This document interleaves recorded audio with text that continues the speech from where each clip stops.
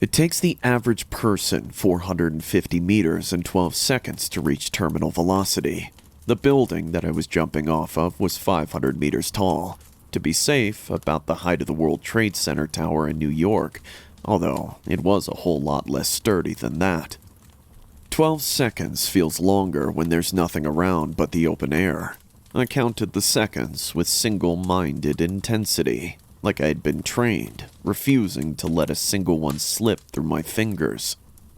1, 2. The moment where my feet left the tower was always the most disorienting. I had done this dozens of times, but there was still that moment of instinctive panic, where my lizard brain knew that I was about to become nothing more than a smear of blood and viscera.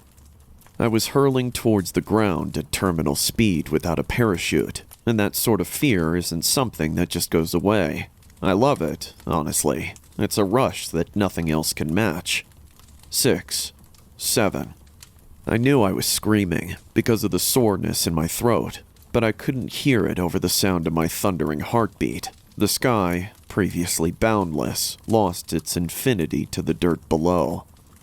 10, 11. I could feel something changing, see the wrongness in the wind currents. There was a boom that resonated in my bones, and just before I hit the earth, I shifted, just barely out of sync with the rest of the world. 12. Free fall. Let's back up a little. Actually, let's back up a lot, all the way to the beginning. The theory of the Big Bang is, at its core, the idea that everything was created in the debris of an explosion that we're still riding the waves of billions of years later. But the thing about explosions, especially cosmic ones, is that they can never quite be predicted. The nothingness that came before was ripped apart to create the building blocks of the world. With that came just a bit too much pressure. Rips formed, tiny in comparison to the vastness of space, like stretch marks across a hip.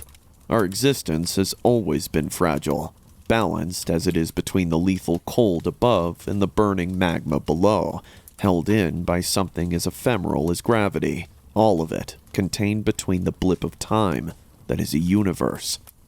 Those tears just make it possible for humans to topple the precarious stability and end up somewhere else. Somewhere that has never known the light of a star. One such tear is in the outback of Australia. It was only discovered because of a skydiver with a faulty parachute. He disappeared into thin air and his friend caught it on camera, then somehow managed to make people take it seriously. There's probably more somewhere in the world, but we haven't found them yet. Everything beyond the tears we call the shade. By we, I meant me and the rotating crew of scientists, engineers, and politicians that facilitated my trips into the tear. The worst part about the tower was always getting my gear to the top. There wasn't enough room up there for me to get into my suit, so I had to do it on the ground, with the help of about a dozen techs. The suit itself was a combination between a spacesuit and an outfit meant for deep-sea diving, and it weighed 41 kilograms. It was one big piece, with no seams except for the hatch in the back that I stepped in through to reduce the possibility for leaks. Where I was going, the air was not only toxic, nor just passively deadly. It was going to be actively attacking me. Once the techs had sealed me in and done their checks, I had to lug myself in the suit into the elevator and wait the small eternity it took for the rickety thing to haul itself up the tower. It was made as quickly and safely as possible, but building codes had long since been disregarded. As I got up higher and higher up, I could feel the building swaying and hear the tortured groaning of the elevator cables. My muscles were burning from the strain of holding up the suit by the time the doors dinged open. When I got to the top, they hooked me up to a tether and directed me to stand at the edge of the roof. The tether took up most of the room because of how long it was, even stacked and coiled up carefully. I was handed a mouse in a small sealed container and told to attach the container to the belt around my waist. The mouse probably only had an hour or so worth of air, but that didn't matter much. In all likelihood, it wouldn't survive long enough to suffocate. The lab coats were bustling around with a fervor born of having cool science things to do. They cooed over their shiny machines and only spoke to me when they had to, using the radio in my suit because I couldn't hear anything through the thick fabric of it. They did their best to stay away from me. It was subtle, but I noticed it in the way they kept a foot of distance at all times, the lingering glances, the refusal to turn their backs on me. I was the crazy bastard that had willingly gone into the shade dozens of times and then actually came back. They were scared of me. We had only found one tear, but the mathematicians and astronomers were almost certain that there are more, somewhere. They thought that the others might not be located on Earth. They might not even be near Earth, but they did probably exist. The rips, or at least the one I went through, weren't very cooperative with human science. They didn't exist, according to every instrument that got pointed at them, and the only way to access them was inconvenient at best. The thing coming in had to be falling at terminal velocity. It had to be fairly small, and there couldn't be a way to stop the fall. If any of those conditions weren't met, the portals just wouldn't open. You would fall straight through the empty air and splatter to pieces on the rocks below. The most interesting part to the scientists was that the rip somehow knew if someone had a way to stop their fall. We weren't sure, initially, why the tether didn't prevent me from going into the shade, but the current working hypothesis is that since the cord isn't strong enough to hold me up or catch me, it doesn't count. It had been tested over and over, with dozens of different types of equipment. Gliders, jetpacks, bungee cords, even Spider-Man-type web shooters. Every time, the tears stayed stubbornly closed. But there seemed to be no way onward. They couldn't exactly throw someone off the building with no way to catch them. At that time, I was working as an intern to the actual scientists, and I very much wanted to jump off the building. I had always been an adrenaline junkie. I didn't have much to live for anyways, and it sounded like fun. So when the scientists had all gone home for the night, I had grabbed one of the hazmat suits, some rope and gear, and a buddy who was just as lacking in common sense as me. At that point, we were drunk as hell, and even when confronted with the long drop down, I was still absolutely ready. My buddy took more convincing, but eventually he came around too, helped along with a couple more beers. We rigged up an amateur pulley system, tied the rope around my chest and the loops of the hazmat suit, and then I jumped before I could think better of it. 12 seconds. That's long enough to realize your stupidity, and almost long enough to regret it. My body was being pulled apart like taffy. My organs were shattering under the weight of infinite dimensions. And then, I was in the shade. It's impossible to describe exactly what it's like there. It was the endlessness of the deep ocean evident in the horizon line between sky and sea, or maybe the place where lost socks go, or the heartbreak of losing a child, or the thousands of quilt squares piled around Grandma's house that she said she'd get to later, or the way midnight coffee just tastes different than morning coffee. It was like nothing I'd ever known before. I was addicted from the very first glimpse. I only caught a peek of it that time, before my buddy saw me blink out of existence, panicked, and pulled on the rope as hard as he could, slinging me back into the real world, where I fell onto the ground, slowed by the strange physics of the shade. He reported it later as somewhat like an optical illusion. He didn't close his eyes, he didn't look away, but I went fuzzy, and then I was gone so seamlessly that he didn't realize what happened for several seconds.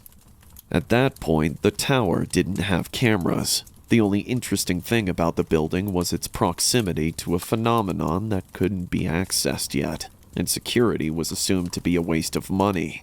So I had the option to say nothing, and in all likelihood I would never be found out. But I wanted to go back in, and even in the short moment that I'd spent there, I could feel the air eating away at my protective outfit. Afterward, I'd seen the marks where the fabric had decayed. I knew that I'd need money and resources if I wanted to go back.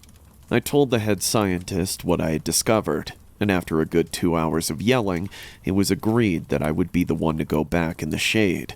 Frankly, I think I was the only person who wanted that job. I could hear a person talking to me over the radio in my suit as soon as I fell through, but I couldn't respond. The first couple of moments are always disorienting, and I was too busy trying to remember my own sentience to parse the fast stream of words being thrown at me. I've been describing it with metaphors because it isn't just a physical place. I perceive it through thoughts just as much as I do through sight, but I think the closest thing on Earth is the open ocean at night, when the sky and the sea merge together in the distance, and everything is completely dark because the stars are covered by clouds. When I'm in the shade, I fall towards the horizon line forever, skimming over the waves and dipping my fingers into the water. Ben. The man on the radio said. Ben, come in. This is Miller. Talk to me. I'm not Ben. I giggled, the adrenaline rush making me giddy. I'm Agent Splat. There was a long moment of judgmental silence, and I cleared my throat awkwardly before Miller seemed to decide just to move on. Are you in the shade? He asked. Yeah, I said. To me, it felt like I was just floating, but I knew from the readings on my suit and tether that I was in fact falling, very fast, and getting faster every second. Miller made a sound of approval. Okay, then release the mouse when you feel ready. I acknowledged him and unhooked the compartment from my belt. It was made out of clear glass, so I could see the mouse inside, small and white-furred. The way it cowered against the floor of its cage made me feel slightly guilty. I'd had pet mice as a child, and I knew that something bad would happen when I opened the container, even if I didn't know exactly what it would be. Still, I had a job to do, so I pressed the button on the side and exposed the mouse to the shade. Instantly, its fur started to decay, flaking away from its body. When all the hair was gone, it was like the shadows around me reached out and sank into its skin. It squeaked in terror, black streaking across its skin like lightning, the muscles under its skin bulging and contorting. I could see shadows and its breath every time it exhaled, its tiny chest heaving. It turned to look at me, its red eyes rimmed with the darkness of the shade, and crumbled into dust. The dust billowed out and settled onto my gloved hand. Report. Miller asked, his voice uncharacteristically gentle. Are you hurt? My hands were shaking, sending up little plumes of dead mouse dust. I'm okay. The mouse, it's dead. Obviously. Miller said, his concern overwhelmed by irritation. We knew that would happen going in. Details, Ben. Right. I took a deep breath, which wasn't very grounding, considering the canned air I was breathing.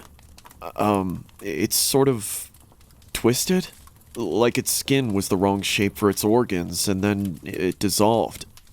Miller said something else, but I didn't hear it, because I was staring at the black powder that used to be a mouse. I had thought it was just on top of my suit, but now that I looked at it, it seemed to be embedded in it. No, not embedded, I realized. It was actually abrading the cloth, insulating itself in the fibers, and it was still moving, still trying to get to my skin. Pull me out, I said, shaking my arms wildly because I couldn't think of anything else to do. Get me out of here now! To his credit, Miller didn't ask questions. He just acted. Like in space or the sea, it's easier to move things in the shade. The tether, which would have snapped on Earth, was more than sufficient to pull me back up. The process of leaving is very different from going in. Just the intention of exiting and the cessation of falling seems to be enough, with no regard to how far I actually fell into the shade. It only took a couple seconds of the scientists back home pulling me up with the tether for the world to shift again, but they were the longest seconds of my life. I could do nothing but wait as my suit got thinner and thinner, and then tore entirely, an instant before the world shifted again and I was back on Earth. I curled into a ball on the ground, getting dirt all over my suit and screaming from the pain. I spent 3 months in the hospital. The doctors had never seen injuries like mine before, and they had no idea how to treat me. The wounds were worst around my hands, where the air of the shade had entered, but they covered my entire body. They felt like burns, and they came with vertigo so severe I couldn't stand up, and waves of dark dread that traveled up from my fingertips. They looked like shadows shifting under my skin, but were strangely flat, like a tattoo. I was kept hydrated and given pain medicine that barely helped, but other than that, there wasn't anything that could be done for me. I just had to heal on my own, which I did, laboriously slowly. The shadows never went away entirely, but the pain did, eventually, and they disappeared from everywhere except my hands, wrists, and fingers. It might be more accurate to say that they collected around my hands, pooling under the nails and making bracelets around my wrists. My hospital bills were all paid for, and in return I spent hours undergoing every test under the sun. They didn't exactly keep me prisoner, but they locked the door during the night. As soon as I could move on my own, I snuck out of my bed at midnight and wrapped my fist in blankets. Then, I punched the window as hard as I could. I felt the impact up my arm, which was still shaky and weak, and the glass barely cracked, but I kept going. I was done with the shade. I wanted nothing else to do with it. The hospital was built under the assumption that people would want to stay inside, not run away, so it was easy enough to leave without being seen. I withdrew my meager amount of savings, covered my hands with long gloves, and got the cheapest train ticket I could find. I just wanted to get as far away as I could. The train thundered across dry dirt, over a small creek around a mountain, and with every mile I felt safer. Soon enough, the train went dark, all the other passengers settling down to sleep. I couldn't sleep, seized by the fear that if I closed my eyes, I'd end up right back at that tower, staring over the edge and deciding to jump. My palms itched in my gloves, irritated by the coarse material. Looking out the train window at the endless flat landscape that flew by almost as fast as I saw it, I could almost imagine I was looking out at the shade. As I thought that, I felt my fingers beginning to burn, a pale imitation of the way they'd felt on the day that the shade got into me. I rubbed my palms together and did my best to ignore it, but the burning kept getting worse and worse, creeping past my wrists towards my elbows. After a quick look around to make sure that the other passengers were asleep, I finally gave in and peeled off my gloves. The shadows under my skin were swirling, more active than they had been in weeks. Then, they actually pulled up off of me, becoming smoky three-dimensional tendrils instead of just lying flat. I tried to push them back in by flattening them again against my thigh, but they just spread out in a halo around my hand, then popped right back up again when I moved it. They twisted around each other, forming a vaguely circular shape right above my hand. I felt that vertigo that had haunted me during my recovery, and then, with a pop, a mouse appeared in the center of my palm. Shrieking, I threw it across the room, and I swear it sent me a look of utter betrayal an instant before it phased out of existence again. By the time people started looking over at me to figure out why I was screaming, the shadows were back to their usual state on my skin. Someone asked if I was okay. I nodded vaguely in their direction and huddled further down in my seat, wrapping my arms around myself. I was hoping that if I just got farther enough away, it would all stop. When the train ended, I got on a bus, then another train, eventually ending up in Brisbane. I got the first room for the night that I could and decided that I was going to hide in the bed until the world stopped trying to kill me. When I woke up, the mouse was on the pillow next to me, fast asleep, and my shadows were retreating into my skin. Its fur was standing straight up, like it had been shocked with static electricity, and it was covered in the same shadows that I was. I've always been told that my curiosity is going to get me killed one day. I poked the mouse with my finger. It predictably bit me. "Ah, fuck you," I said, cradling my injury to my chest. The mouse closed its eyes and went back to sleep. The damn thing was still and fairly cute. "I guess you need a name if you're going to keep showing up." The mouse didn't offer an opinion. After an extremely awkward glance, I discovered that she was female. "How about Nibbles? You certainly like to bite." After watching Nibbles for long enough that I was sure she wasn't going to do anything interesting, I got up to take a shower. There wasn't anything else to do. When I came out of the bathroom, Nibbles was gone again. She kept showing up throughout the next few days. I spent them trying my best not to think too hard and get stuck in fear, and honestly, I started to look forward to her visits. She was a vicious little thing, but she was also fluffy and warm, and she made me feel less alone. Her favorite spot to nap was on my shoulder, curled up against my neck. She stayed longer each time, and the portal that formed with her arrival got bigger. I had fled away from the Rip because I thought that if I left, I could just go back to a normal life. Obviously, that wasn't happening, and so, on the 18th day since Nibbles started appearing, I bought a burner phone and called Miller. It rang once, twice, 3 times. Just when I was starting to think that he wouldn't pick up, I heard the buzz of the line connecting. "This is Andrew Miller. Speak." I sighed, long and silent. "Hey, Miller, it's Ben. There's some stuff going on that I think y'all would be interested in." "Where are you? I'm going to send a plane." He was back to his clipped and cold persona. "Brisbane." I was cringing away from the phone like I was about to be called to the principal's office. "How did you get to...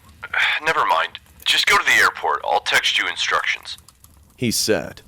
I wasn't ready to give up that easily. I think you forgot the magic word," "Pretty pleased with a cherry on top." he said, deadpan. I laughed and hung up on him. The plane, when it arrived, was tiny and slightly rusted, with only enough room for me, Miller, and the pilot. And by that, I mean just me and Miller, because Miller was the pilot. He gave me headphones so that I could hear him through the ambient noise that such small planes always come with, and then proceeded not to talk to me for the whole flight. Nibbles appeared 30 minutes into the flight. I was used to the whole routine by now, but Miller was so shocked he almost crashed. "What the fuck is that?" he asked. I scooped her up in my arms. "She's Nibbles." "That does not answer my question." I rolled my eyes, which he didn't see because he was focused on flying the plane. "The mouse that you had me release in the shade. She's been visiting me." Miller glanced over again and his eyes widened. "Does that usually happen?" The shadows weren't going back into my skin like normal. Instead, they got bigger, twinning around my arms. They brushed over my seat and the control panel in front of me, devouring everything they touched. "Land the plane." I said. "Now." He banked hard, sending me rattling against the wall and sent us toward the ground at full speed. My seatbelt dissolved, and something important must have been destroyed because the plane started shaking. The door next to me, protecting me from the open air, was disappearing as I watched.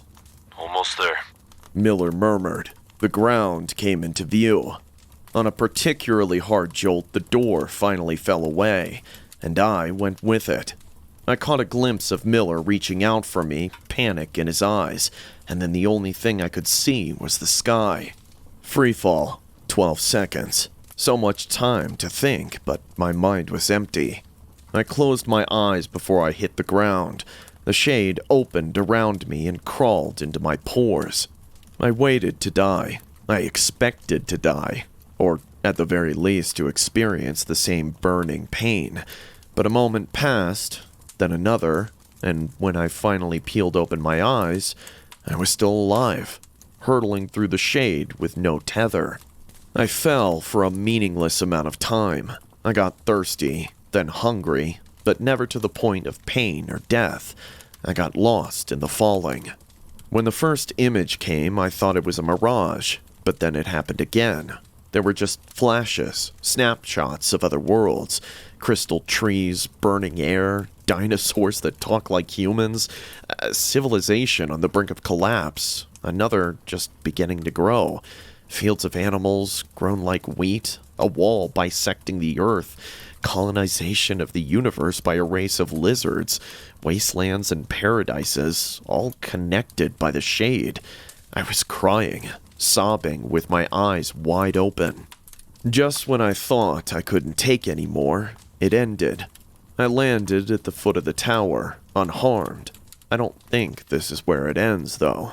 Or at least it doesn't have to end here.